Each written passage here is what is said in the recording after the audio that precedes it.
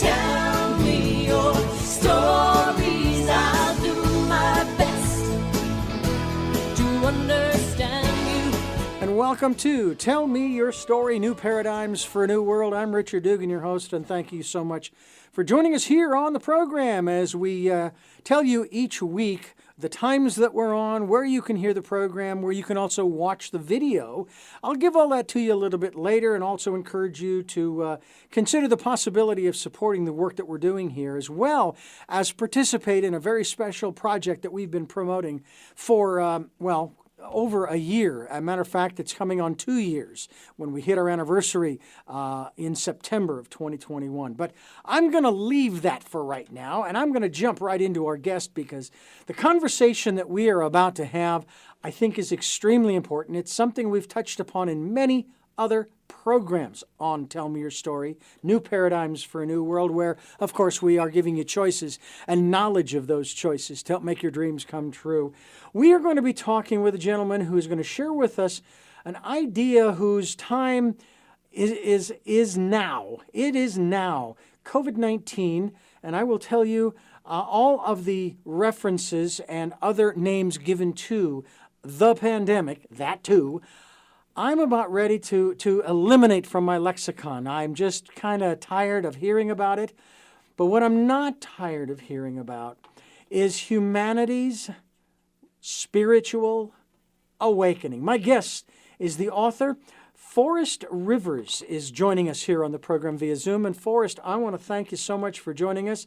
Obviously, you are safe, you are well. Whether you've been vaccinated or not is none of my business. As a human being, I care that you are safe, that you are secure in that knowledge of your own personal safety and that your family is also safe. I have no problem, no compunction whatsoever saying, yeah, hey, I got vaccinated in early June, the 3rd of June, as a matter of fact, which was actually my parents' 65th wedding anniversary. My dad is 90 years of age, August of 2021. My mother will be in September 87. They're doing great. Although my father is going in for a little surgery, nothing serious. He's going to go through it with flying colors, recover, and do just great. How long he wants to stay here on this planet, I don't know. That's entirely up to him and his God, if you will. He's always been a very private individual when it comes to his spirituality. But we're all looking for that place that we want to basically find not only our place in the universe, but also looking for that space of peace and calm and, so to speak, acceptance and so forth and so on. So I hope things are going well for you, and thank you for joining us. Absolutely. Thank you so much for having me today, Richard. You know, we've talked an awful lot about this time in which we have gone through, and in some instances, we're still kind of going through it. Some say we'll always be going through it just because of the nature of things, and that this is now the new normal. Again, another one of those phrases that I've heard enough of, but I don't know what other words to use unless I could speak another language and utter those words in another language. But many of my guests have talked about this whole business of the reset, as some call it, for example. And the fact that we have been, as the term goes, locked down or shut in, and that it has sort of forced us to go within. Yes. Where are you in your own walk, if you will, in terms of this aspect of the spirit, your spiritual awakening through this time that has propelled you to this moment in time where you're here talking with me? That's a great question. So for me, Richard, and I don't want to downplay all of the real suffering that people have been through. There is some significant suffering, whether it's people who have died or people who are sick in recovery or people who have lost their jobs, during this period of their businesses. whichever perspective you look at it, is no doubt that COVID's created a lot of suffering. But from where I'm standing, the question I've been asking myself since the beginning, and sort of what brought me here today, is what do we do with that suffering?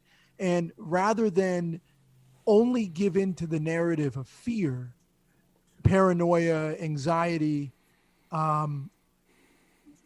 depression, is there another path that we can walk where we can actually take this event and look at positives that have come out of it for our own spiritual work? And I see significant positives that have come out of this period. And for me personally, I've experienced quite a bit since the pandemic began. I think for me, as for many other people, this has been a wonderful time to reassess what my life's purpose is. What is my higher purpose for being here in this moment of space and time? It's been a wonderful time to rededicate myself to my creative pursuits.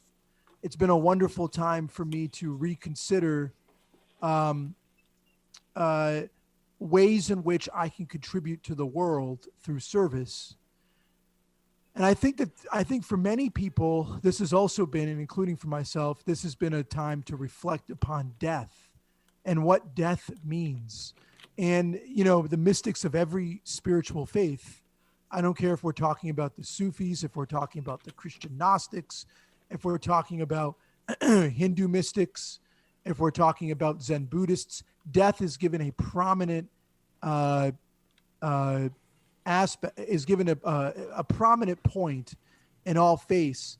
And there's no way that COVID hasn't led us all to reflect more deeply upon death and our own mortality. And those are some of the areas that I talk about in the book, but areas that have also spoke to me during this pandemic. I think there are very important opportunities for growth that have come out of this period in this last year. And those opportunities for growth for you have been what? Yeah, so those opportunities for growth for me have been really to reassess, to slow down my entire life.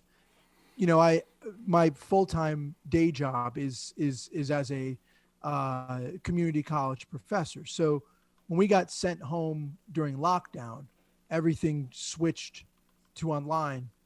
And I suddenly had more time on my hands than I knew what to do with. And I used that time to reflect more deeply upon my own mortality. I found that I was reflecting much more deeply on ways in which I could be of use to humanity. This was a great time to reestablish or dive deeper into my meditation practice. So there were a lot of things I think that came out of this period where I was like, wow, there's some positives here. There's some positives, despite I want to emphasize again, despite massive suffering that many have felt, through this period. And of course, I have certainly acknowledged what you have in terms of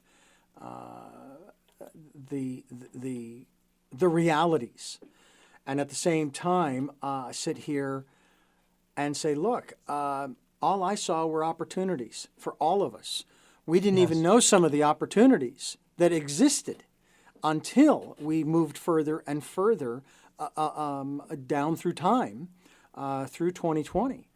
Now, what's interesting is we have this campaign, and it was started by yours truly in September of 2019, and it was called 2020, the Year of Perfect Vision, where we were encouraging people to go within, to spend time going within, listening to that still small voice, and finding that calm, quiet, peaceful place where they could get the guidance and the instruction, if you will, that is going to guide them through every minute, every hour of their day.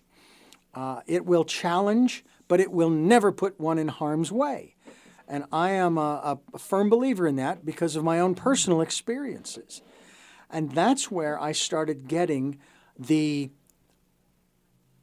prompting that there were opportunities here that never existed before that we don't even know of yet because we had just started down that particular path. Yes. I've even asked this question, and I'll put this to you because from a metaphysical standpoint, mind you, all right? So we're going to step away from the material, from the real world, okay? Again, being sensitive, as you have so eloquently stated, to those who have been adversely affected. What do you think humanity's reasoning, and again, from a metaphysical or spiritual perspective, what do you think man's reasoning behind why he chose, and I use the word he in a generic sense, to go down this path? What do you think was The deeper metaphysical reasons why this had to happen. Thank you. Yes, go right in. Talk to us about your perspective. Yeah, absolutely. That's a wonderful question, Richard. A fantastic question, and one I've reflected a lot on. Well, you know, in my humble opinion, from where I'm standing, and so take this with a grain of salt. You know, I think the answer to this lies in our over-attachment, humanity's over-attachment to the material plane. We become so obsessed with this notion of our own separateness, of our own separate egos, of our own attachment to material things, be it money, wealth, our jobs, etc., to our own pursuit of profit over the well-being of the earth, that I think everybody who took birth, you know, my belief system is similar to many of the Eastern religions of reincarnation, that we all chose to take birth at this time and at this place in these bodies in order to work out and to transcend our attachment to ego. In other words, I think the reason this had to happen, we needed a dramatic event that shook up our consciousness on the scale of the entire globe. I mean, think about this. COVID has hit everybody on this planet, you know, virtually, you know, everybody has been impacted. So we needed to have this massive collective event in a metaphysical sense to shake us out of our ego state of consciousness into a more spiritual mindset. I think that this had a lot. I think this was like kind of like, I'll use an Eastern term. It was our karmic predicament that brought us to this point. Now, I'm sort of the the idealist, and as I have talked with many of my guests, and we talk, say, for example, about the concept, the subject of bullying, which I suffered through in grade school and high school. Same. And many kinds of responses, let's say, at those times from parents. Hey, come on, kids will be kids, and besides, it helps to build character. You know, these kinds of things. And of course, I mean, look at me, look at where I'm at today. I mean, whether it was because of or in spite of, I don't know. All I know is that here I am today. And I sit here going, isn't there an easier way to accomplish that goal, whether it be of my example of developing character of in an individual, or as you've described? Come on, there must have been an easier way, and yet there's also that part of me, and maybe it's because I'm listening to the still small voice who says, no, that's not how it works. How it works is the way it's working. It's like I was told in a personal growth program, you have to give up the need to know why. And that's why I say take it with a grain of salt. Yeah. My thought on this, I can't answer that with 100% certainty, but when I tune within and ask myself that question, I love that, the still small voice within. Yeah. When I tune into that, you know, what it tells me is that, you know, we've made many individual and collective choices that brought us to this moment where we needed, and I say need only in the sense that because it happened, And I don't believe that anything that happens in this universe is a coincidence. I actually don't even believe anymore in coincidences at all. I think that when, everything that happens is meant to happen. Now, of course, we have free will, and many of the choices that we made with our free will brought us to this point where, in a metaphysical sense, we needed a massive dramatic event such as COVID in order to shake us out of our consciousness. And I can't tell you how many people I've talked to, and I relate many stories in my book, who, people who had never even given thought to the spiritual path are now suddenly starting to ask these deeper existential questions. So regardless of what the reason was that brought us to this point, it maybe that the highest in the highest metaphysical sense is bringing people to awareness. And maybe that's what big thing we should focus on is more and more people are internally reflecting. Now, here's a big question, Richard, and I'm an optimist on this. Like you, I do consider myself an idealist. I hope that this is a lasting effect. I hope that we don't, quote, go back to normal. Again, those ridiculous terms, I hope as we return to a new normal, we don't forget the lessons that we've learned from this. But I think that'll be very difficult to forget the lessons, because inwardly we've all had to face truths and questions that we've never had to ask before, particularly about our own mortality, our life's purpose, and our own relationship to the greater universe. COVID-19 and Humanity's Spiritual Awakening, available obviously at Amazon and a lot of other places as well. And the website, forrestrivers.com. That's Forrest with 2 R's. Forrestrivers.com. Actually, Forrest and Rivers have 2 R's, so there you go. We'll be linked to your website as well so that people can continue their evolutionary process. And we'll talk certainly more about this, but you've also written another book that I think people should look into, and that is The Hippie Revival and Collected Writings. And the Hippie Revival is a collection of writings, essays, reflections, and poetry that center around the resurgence of the hippie counterculture. And like the original hippies of the 1960s, 70s, Forrest Rivers, he also shares with us his vision of creating a spiritual society that rests on the core values of peace, unity, and love. Additional themes that are also addressed are including sacredness of the natural world and communion as an alternate mode of social organization, intersection of social revolution and spirituality, and a questioning of the meaning behind progress. Boy, I have to. I'm going to share. Loaded. I beg your pardon?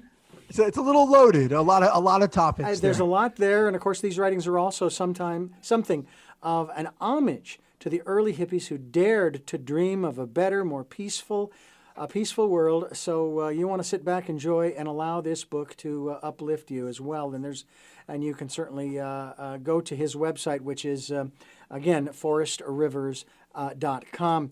Now, to this particular book, which I find interesting, very fascinating, there was a most incredible movie I saw. It's a foreign film, but it has English overdubbing, so I didn't have to worry about subtitles. I'm not a fan of subtitles at all, but I'm glad they're doing more English overdubbing, like on Netflix and so forth. This film was entitled Dream Seller, and I believe it was out of Brazil. The city was Paulo, I believe it was. And it was about 2 individuals, a very high level, very influential, powerful businessman, and a very respected psychologist.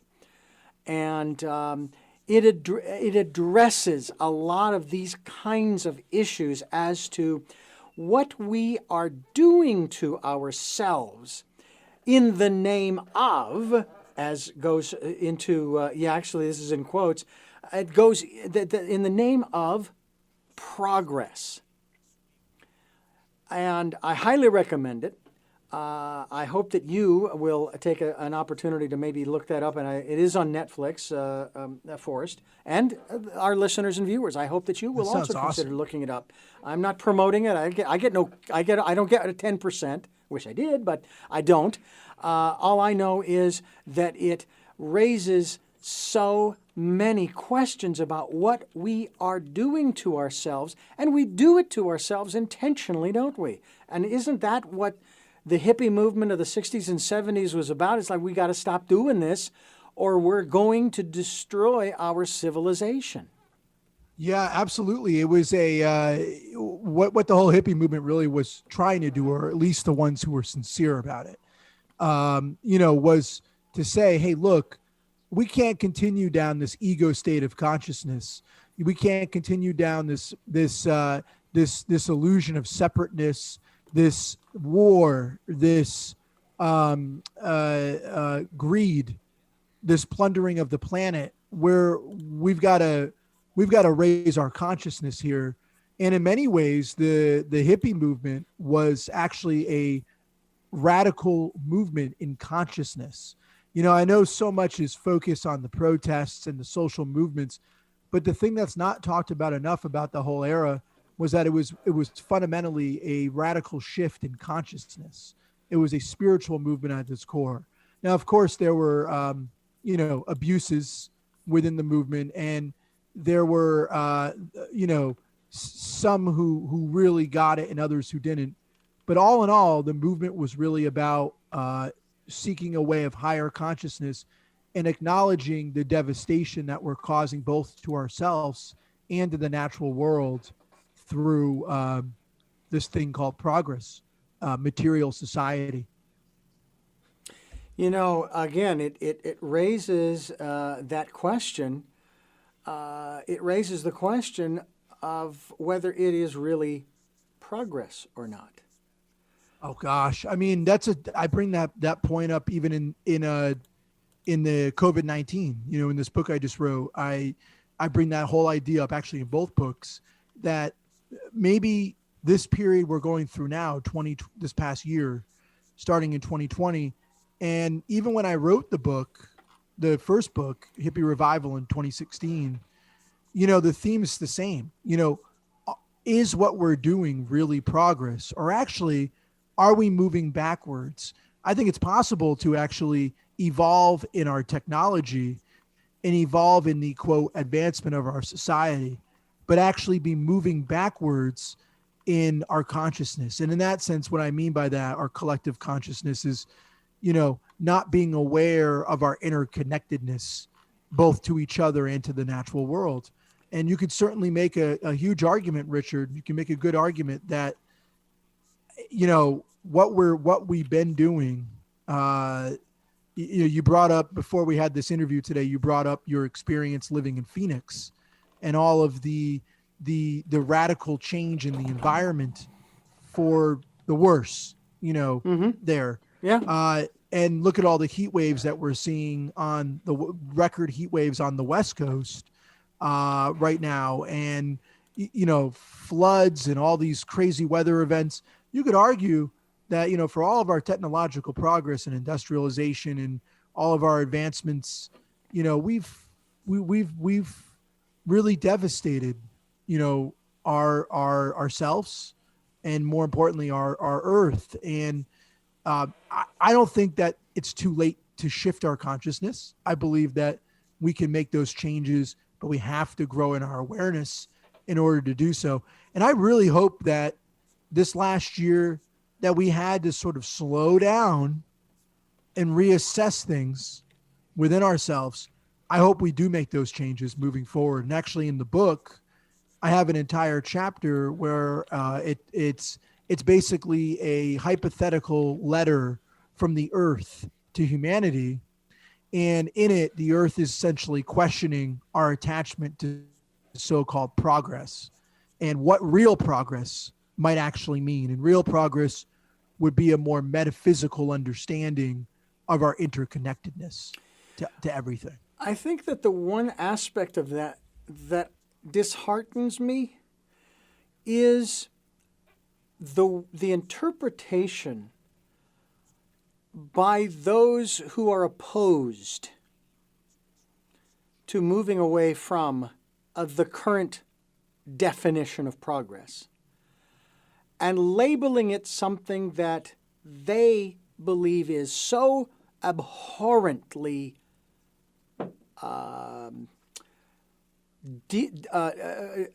demonic almost, and diametrically opposed to the quote unquote democratic society in which we live, the constitutionally formed republic, way of life, etc., etc. And they want to label it as some other ism that has existed on this planet that has done nothing but destroy people's lives and civilizations, and they've just demonized this whole concept. How are you able to get across to people that is the farthest thing from the truth? For example, they might even use the idea that, oh, hey, this is all, socialism, or it's communism, or you progressives, you just want to take away our guns and take away our liberties and take away this and that and the other thing. You want to destroy the family unit and the way of life. And many of these people want to live in the 1950s, the way it was. The 50s weren't that great when you start really looking into what happened in those years. So how do you talk to people about this stuff? Well, undoubtedly, social change is a product of a shift to higher consciousness. So as our consciousness starts to evolve, as we evolve more, we turn within, we become, quote, more spiritual, or we become more spiritually attuned, we can't help but start looking at our outer societal injustices. So the way I say to people is you can't expect things to stay the same on the wider collective regarding our institutions or our politics. You can't expect things to stay the same if we're going to evolve in our consciousness, because eventually, right, our individual consciousness, each of us individually evolve into a higher awareness of our interconnectedness to each other. And when that happens, we can't help but start addressing the wider collective injustices that exist. So of course, it's no coincidence, right, Richard, that as more of us in this last year had time to reflect, of course we turned our attention to issues like racism or the destruction of Native American traditions, or we started turning our attention to, the authoritarianism that was the last 4 years, before this, or we start turning our attention to those questions because we're starting to become more self-aware ourselves. So I guess what I'd say to people is you can't be afraid of change, positive change especially, because change is a product of a shift in consciousness. And if we try to hold on to the way that things were, right? You brought up to the example of the 1950s. If we try to make everything the 1950s and we overly cling in an extreme way to tradition, we're actually bucking the trends of the entire universe. I mean, quantum physics has literally proven, right? Quantum physicists have literally proven that the entire universe operates in a cyclical nature of constant change, right? So why would we be any different, right? And that's what I say to people is the more that you're afraid of change and the more that you resist change, the more that you're actually impeding the natural flow or way of life. You're not flowing with things anymore. You're kind of getting in the way. And what does that do? You're getting in the way of yourself in your own evolution and consciousness. So that's what I say to people. I say, hey, look, you know, you can cling to your traditions. You can cling to your, you know, fanatical concepts of the way we've defined progress. But all you're actually doing, right, is impeding yourself, impeding the natural flow of life, and impeding our natural evolution and consciousness. You know, air quotes are so 1990s. But I love the emphasis. I love the emphasis. Forrest Rivers is my guest. We're talking about the whole gambit here that he talks about in the work that he has been putting forth, and I certainly hope that you will research along with the rest of us. You know, we're talking about, of course, his latest work that we certainly hope you'll get a copy of through his website, forrestrivers.com. Will be linked to his website. It's COVID-19 and Humanity's Spiritual Awakening.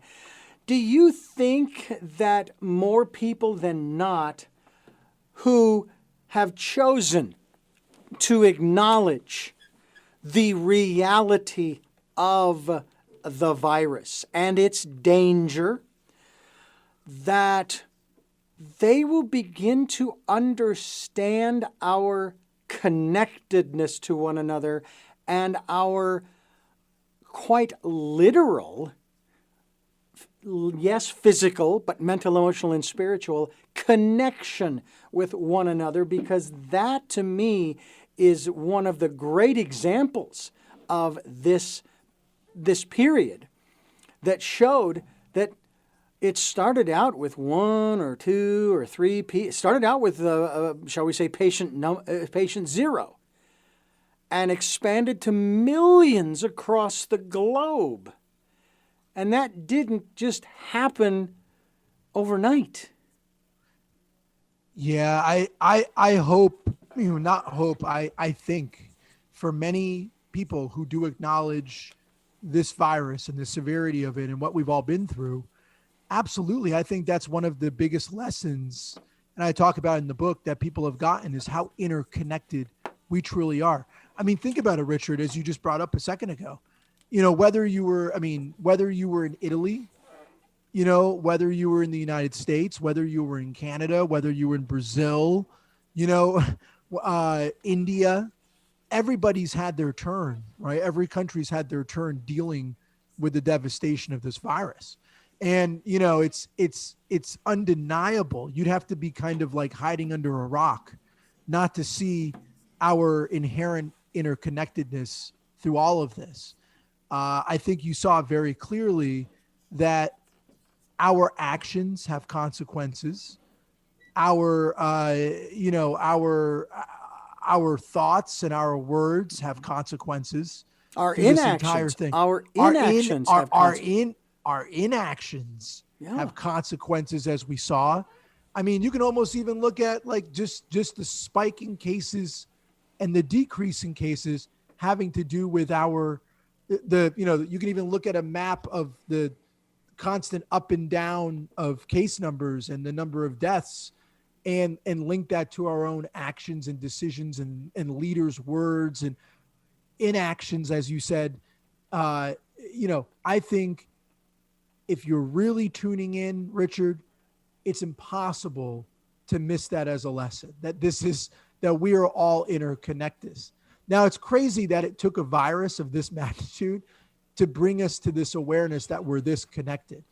You know, my argument is even before COVID, climate change should have been enough to bring us to this awareness of how connected we are. I mean, what all humans share the earth, right? That should have been enough right there. That should be the ultimate connection, but that didn't do it, right? No. COVID, it had to be something that was more tangible to see, though I would argue, as I say that, we're definitely seeing the effects of climate change too. In fact, if I was being more accurate, you know, I would have said COVID-19 and climate change and humanity's spiritual awakening. But I just don't see evidence that climate change has had that impact yet. But COVID certainly did, because it was more in our faces. Yeah. You know, and it was something that was a little bit harder to to hide away. But yeah. Well, I will tell you that one of the things that I found very interesting, I saw, I not too long ago, I learned that, well, going back to biology, if you will, in school, I learned about photosynthesis. You know, we learned about the plants and how the trees and the plants, they take in the carbon dioxide and and now this is what's interesting.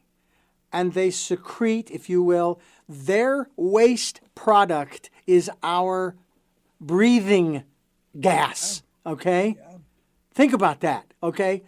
We don't want to step in scat from a bear when we're walking on the trail or a pile of horse manure, but we're more than happy to breathe in the waste product of the trees. But here's what I learned, that 85% of our oxygen does not come from the trees. It comes from the ocean. And at the rate we're going, if the oceans die, we die. And someone would say, well, yeah, but we still have the trees. I said, you want to do another evaluation there? Yeah, they're doing a lot of replanting. My wife is a member of an organization where she bought this bracelet, and they're supposed to plant a tree or whatever in her name because she's contributed and that kind of thing, and they're trying to get many, many people to do this. And I hope that's what they do. But the trees only provide, according to this statistic, only 15% of the oxygen. And we're finding more and more animals. I shouldn't say animals. More and more sea creatures, I'll put it that way, because some are fish and some are mammals. They're washing up on the shores, filled with plastic. They're dying. And as those populations die, so do the smaller fish who feed off of the little predators or what have you, the parasites that live on those larger animals. So then they die, and one thing leads to another, and eventually you have the equivalent of, I guess, the Dead Sea. Yeah. And now we don't have anything to breathe. And right now, nobody is dying from asphyxiation.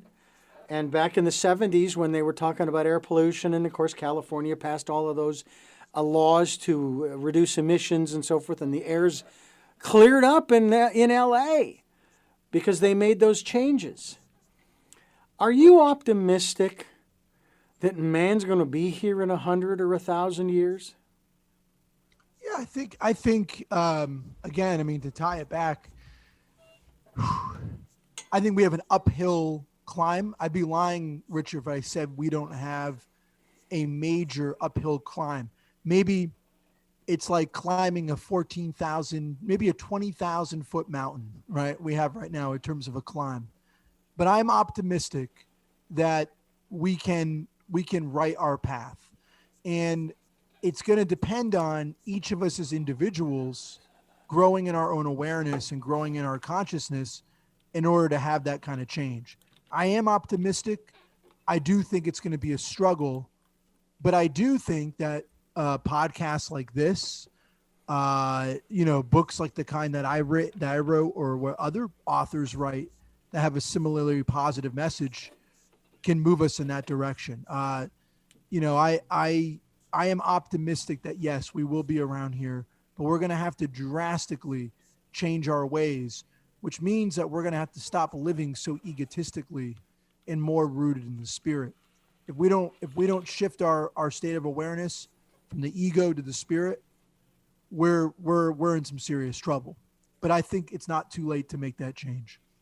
That's why I highly recommend that movie Dream Seller on Netflix. I think it is just so profound in the message that it brings forward that I would highly encourage people to watch it. We're talking with Forrest Rivers.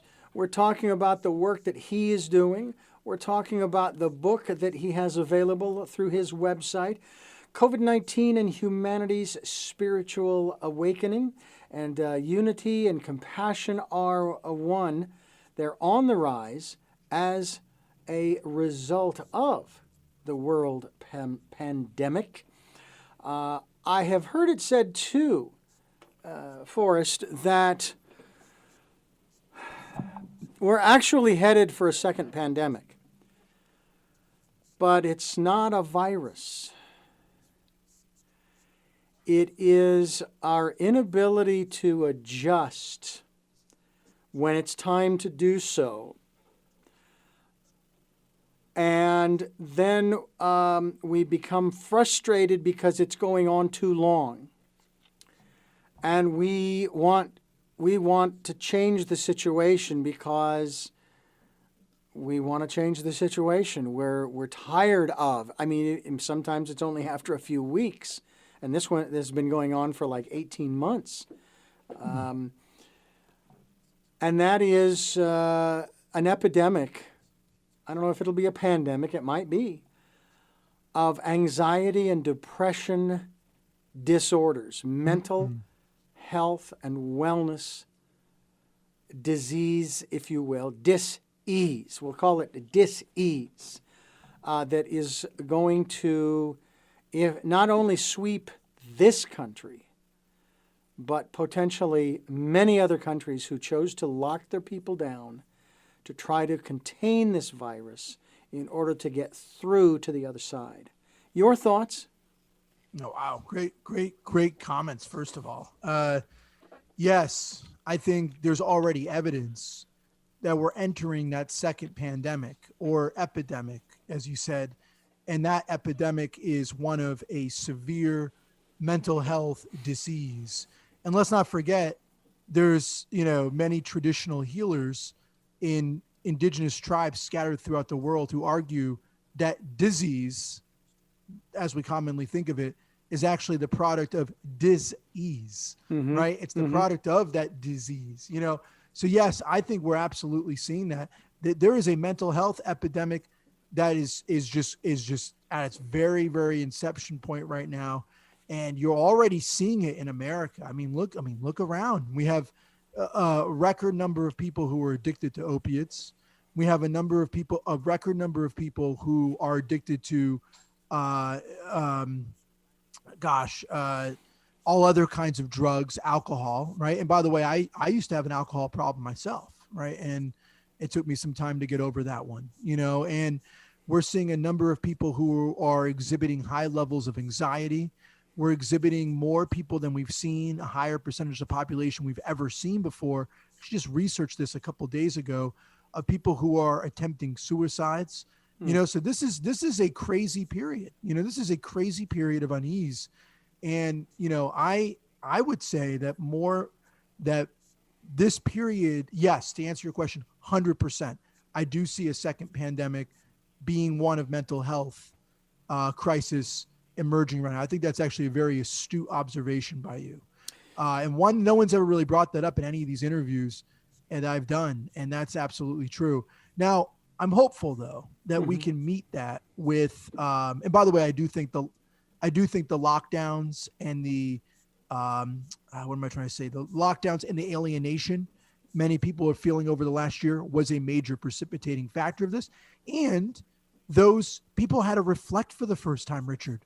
Like if you've never reflected on metaphysical concepts before, and you've never reflected on your own self and your own actions and thoughts and the consequences of those actions and thoughts, this is a pretty intense time for you. I've talked to many people in the last year, Richard, who say, I can't be alone anymore because I can't even be with my own thoughts anymore. This is just stirring up too much. I think what is needed right now, I'm hopeful though, that we can meet the second pandemic of mental health crisis with more of an emphasis on those who are tuned in, choosing paths of service. And what do I mean by that? I mean people sharing what they're doing. Like Richard, I think this show, for example, this podcast is an example of that service. Sharing with people, uplifting people, getting people to look within, introducing people to meditation. I talk about that a lot in the book. That is a very important thing right now. People need meditation, getting out in nature, would be one of those cures to the mental health crisis we're facing right now. Even if you live in the cities, even if you live in the middle of a city, you can still connect with nature. You can get out to your public parks. You can get out to greenways. Even if you can't leave the comfort, you can grow a garden. Urban gardens are on the rise. I know out in California, I was blown away with how many cities have urban gardens. That's not the case throughout most of the country, but I was blown away in California. That seems to be just, urban gardens. Yeah, we've been doing them for years, but that's something that people can be doing, so I think there's some ways that we can solve this second pandemic. And I think also we can't continue down the path that we're doing, where we emphasize only materialism, only, this limited concept of progress based on unlimited growth and acquisition. If we keep pursuing that, we do that at our own peril. I think actually all the mental health problems you're seeing is largely a product, Richard, of a society that is emphasizing all the wrong values and all those values that pull us away from the spirit. I'm still trying. I'm a born and raised Catholic. I'm not practicing anymore. I got it right, so I moved on.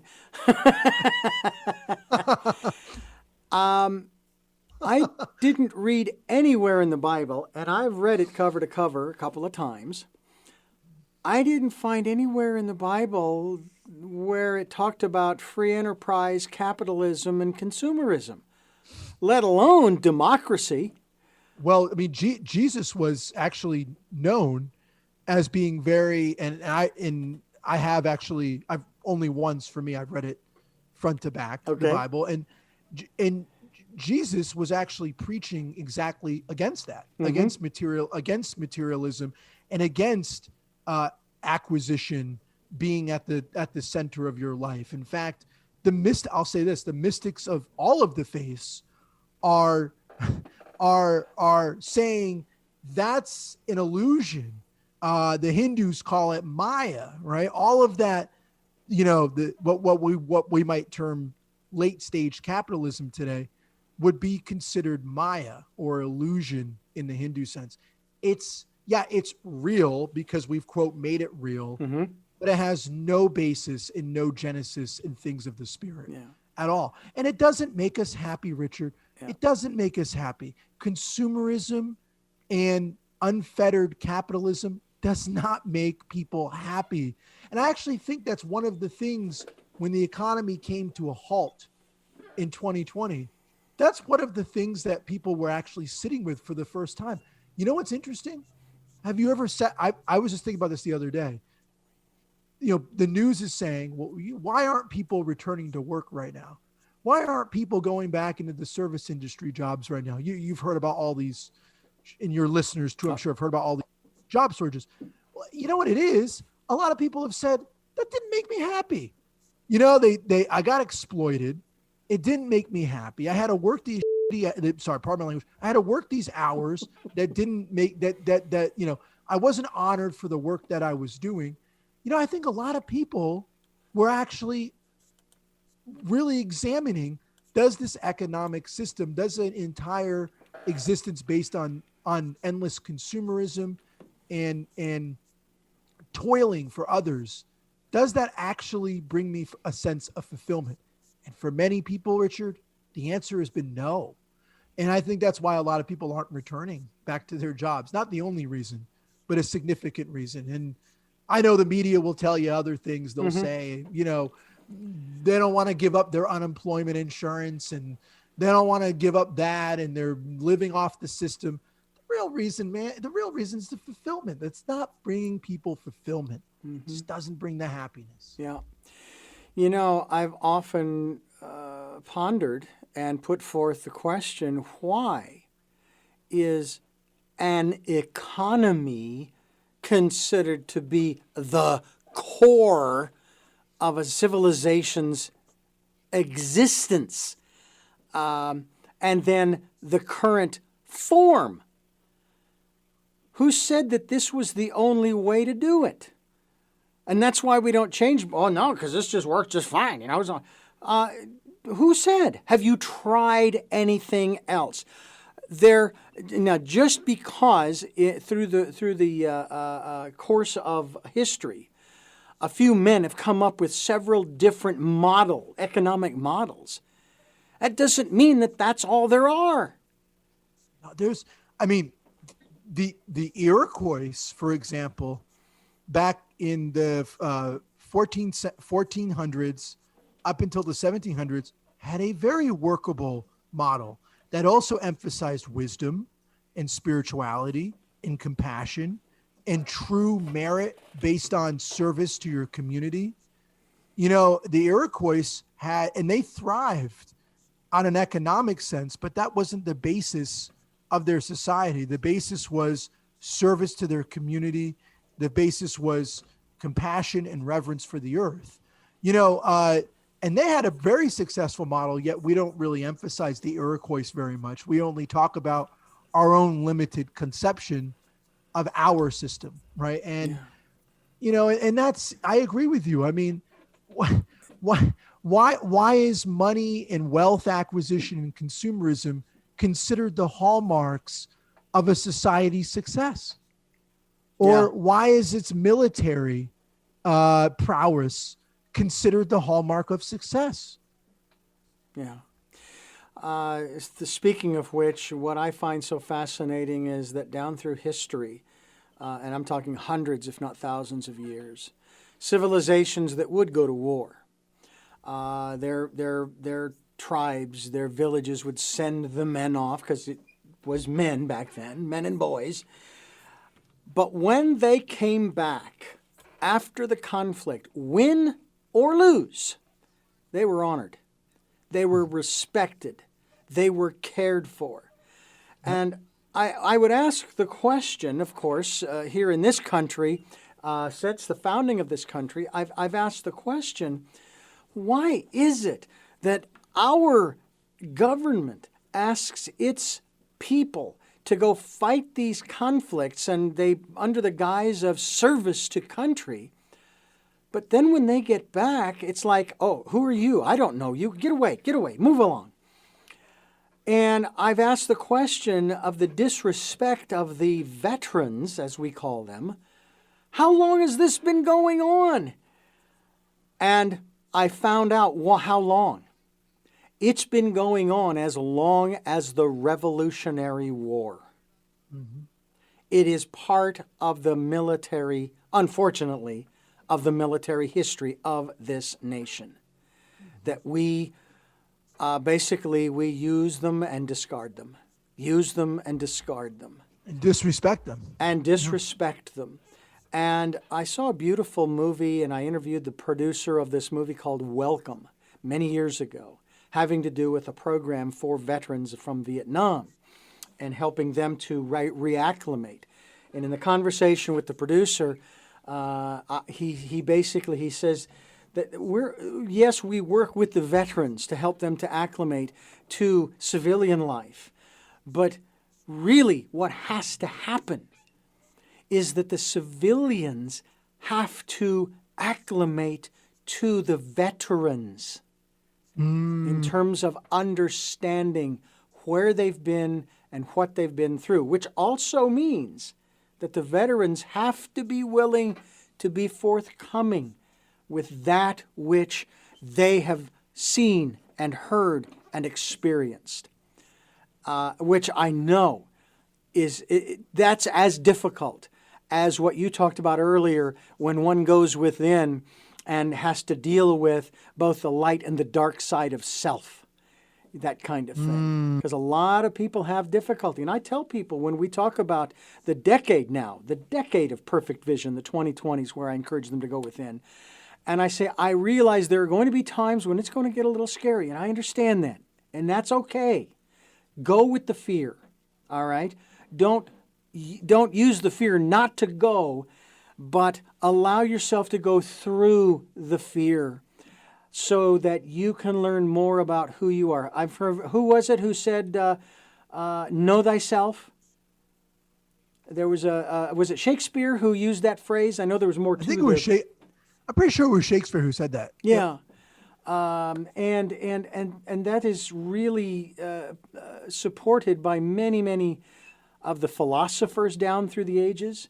I want to say that Teilhard de Chardin, I believe it was, the one who talked about I believe it was he who talked about the 0 point, and just our own personal evolution. If we don't know who we are, how do we relate to other people better? Because when we know who we are, we can better understand who other people are and why they are the way they are. And that's fundamentally, I think, the biggest point in the end that I hope we take away from this last year. Yeah. As I hope, Richard, we all become more familiar with who we are. So that way, if we know who we are, we can truly start to make change on the world. If we don't know who we are, we have no business trying to even make any kind of change in the world, right? Otherwise, we're just spreading more kind of ignorance of our position where we're at. You know, we need to actually become aware of who we are before we can make change. And that's actually what I hope comes most out of this entire period, is more self-awareness so we can get on with the healing of our planet. That's what it's really all about, healing. And that raises another question. I know what I conceive of as the concept of healing. I happen to be, among other things, a reverend. I am a Reiki master.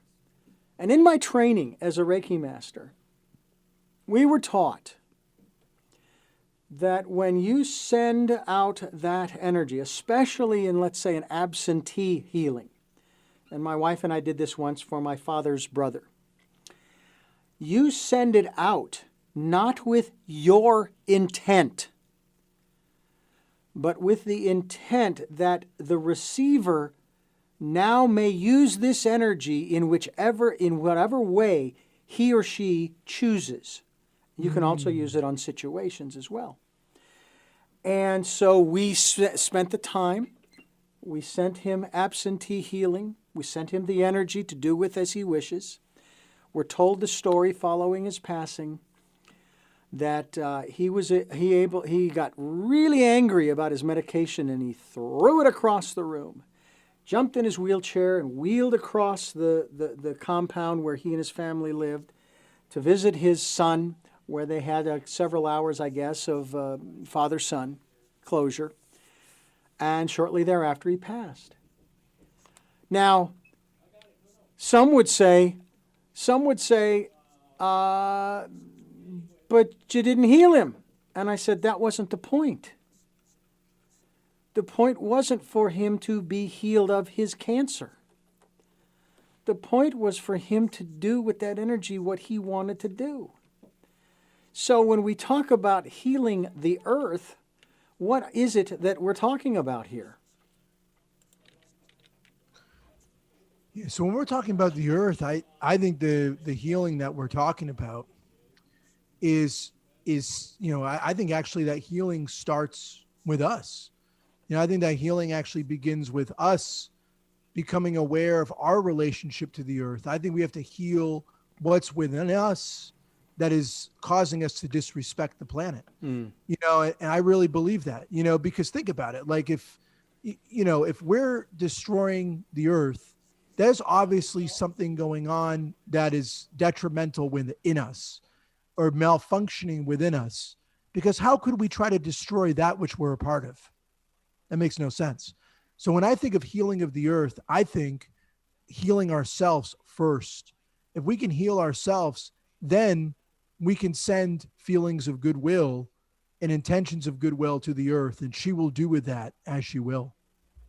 Yeah. Because I believe the earth is of her own consciousness. Well, and I've heard that too. And I've heard that she does not need our help to recover from the damages that we have done. But what you described, she sure could use, and that is our return to a connected respect for. That's it. That's it.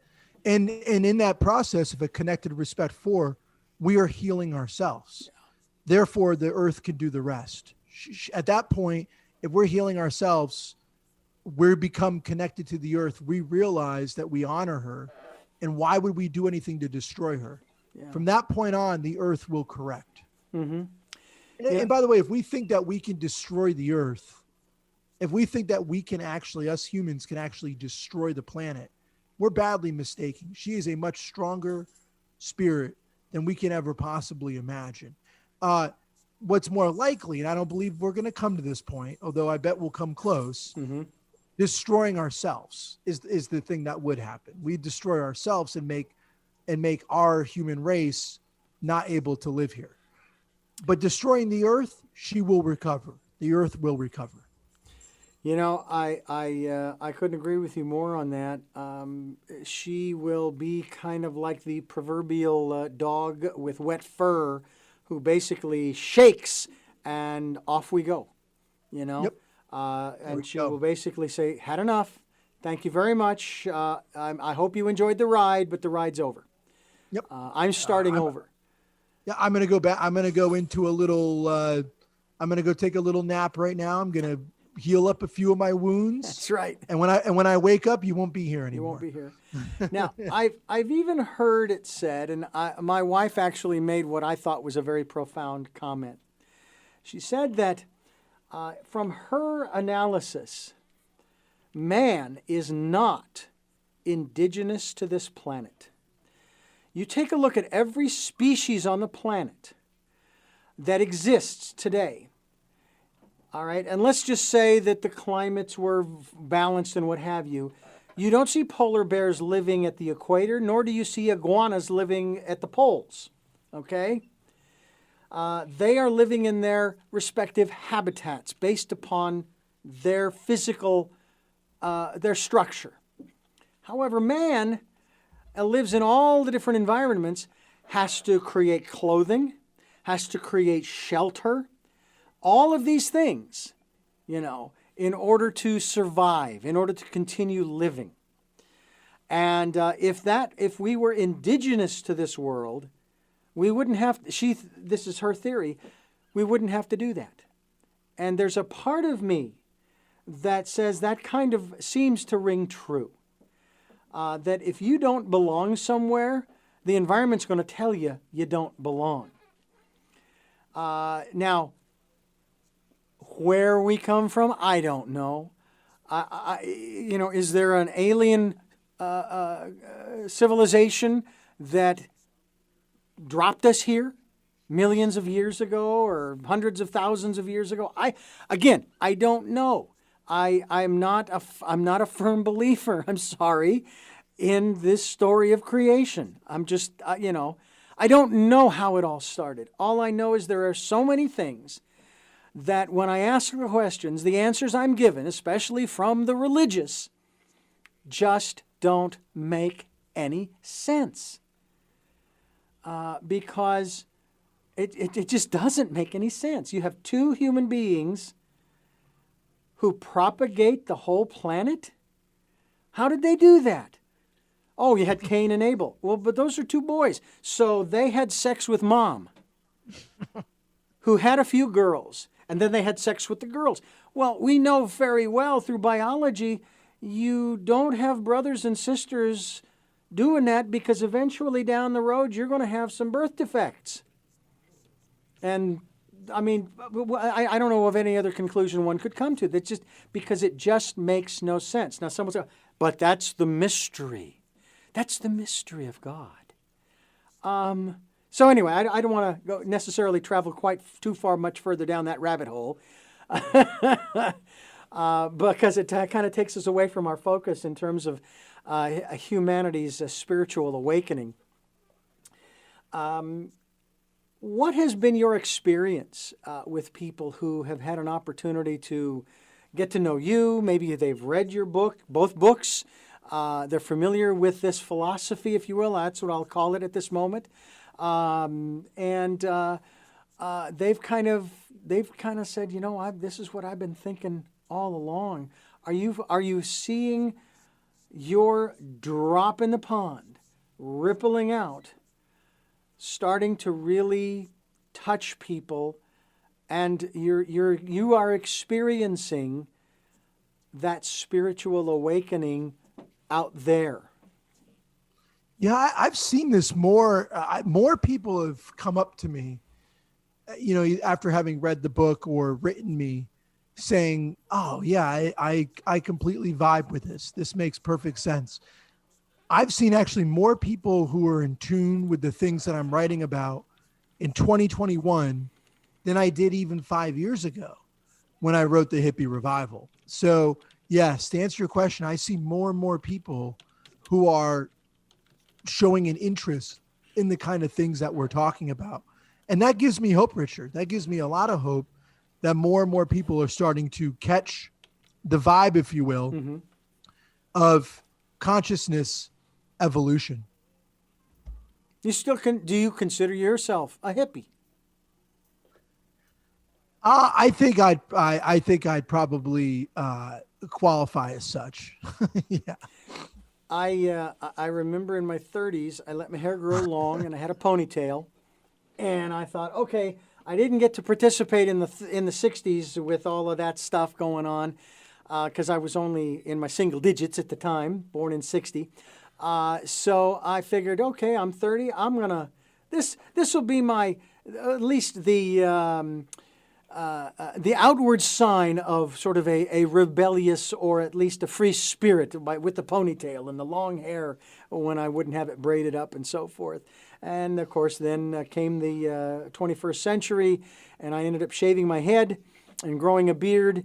It's so funny how the shaving of the head was more a symbol of solidarity with my wife, who was at that time in 2001, going through her bout with cancer, which she survived and to this day survives. Good. But the beard came about more because I injured my elbow and I couldn't bend my arm to shave. And so for several weeks I couldn't shave, and the beard was coming in. I thought, yeah, I haven't had a beard in a long time. Let's see what happens. And I've kept it ever since. I continue to shave my head because I did not like the way that was coming in. So some very interesting and bizarre stories that each of us, I'm sure, shares in regards to some of the ways in which we come through this world and move through our path.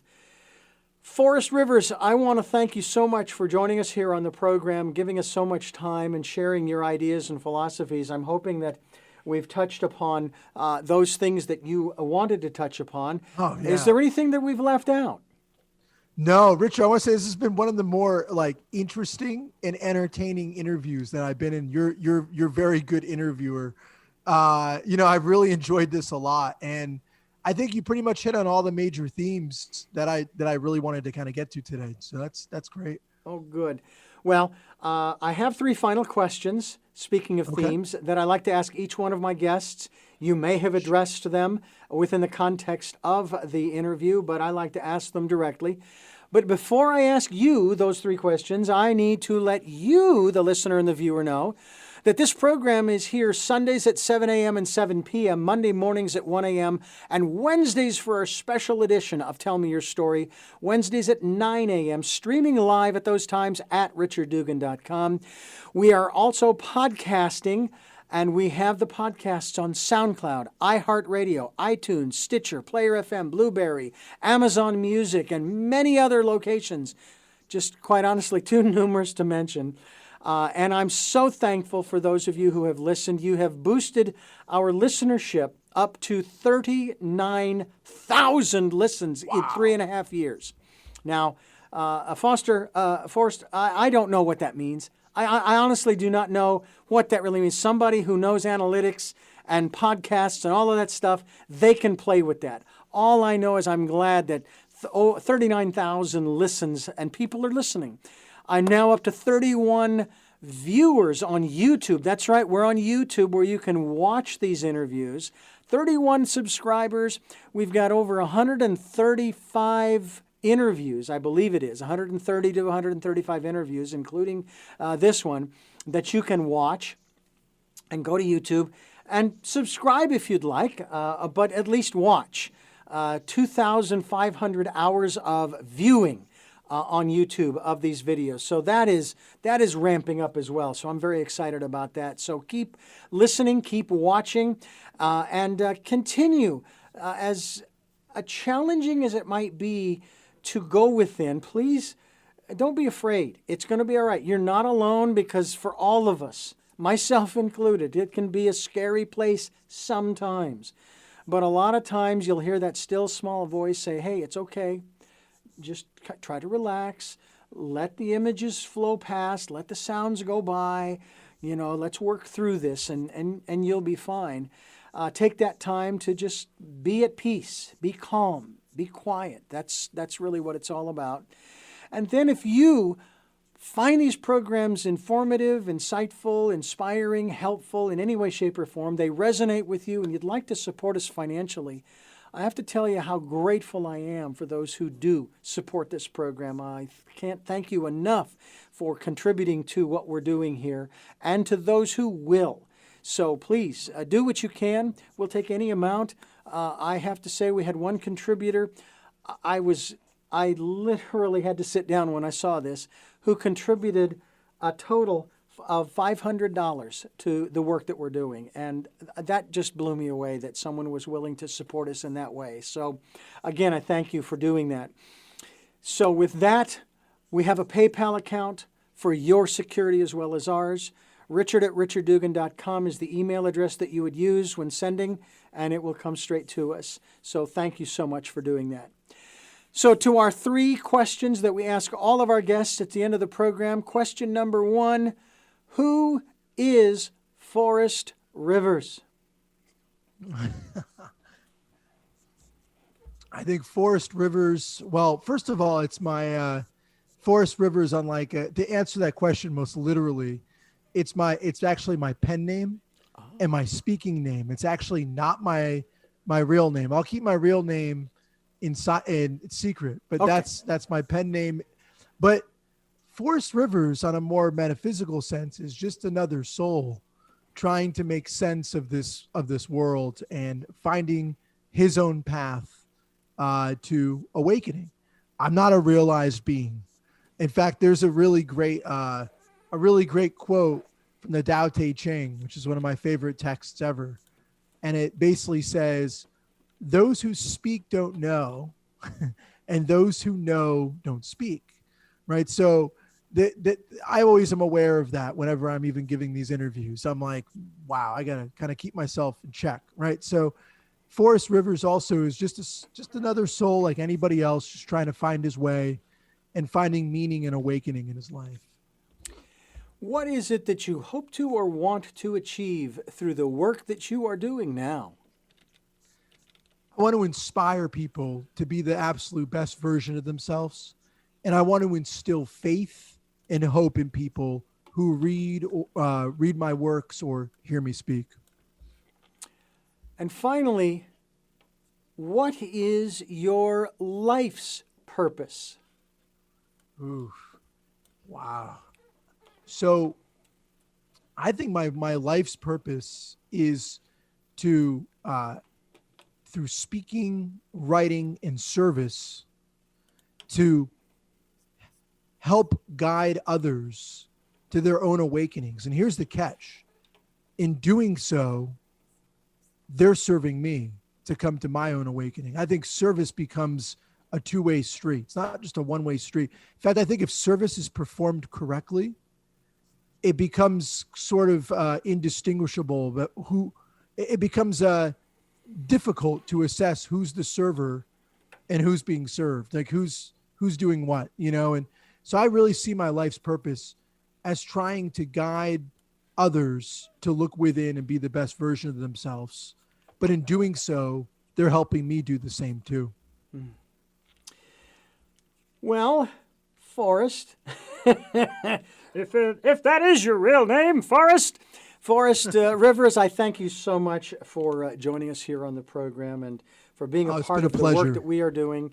It's been a privilege to get to know you as well as to talk about these subjects because they're important to talk about. They're critical for our survival, quite honestly. We need to do more than what we are doing, I believe. And I Yes, think that absolutely. through what you have shared here on the program today, I think that more people will do just that. And I thank you so much for being with us. Oh, man, I thank you so much. I think your show is absolutely fantastic, Richard. Well, thank you so much. And I thank you for listening to Tell Me Your Story, New Paradigms for a New World. We are giving you choices and knowledge of those choices to help make your dreams come true. Until our next broadcast, podcast, videocast, love to Lal.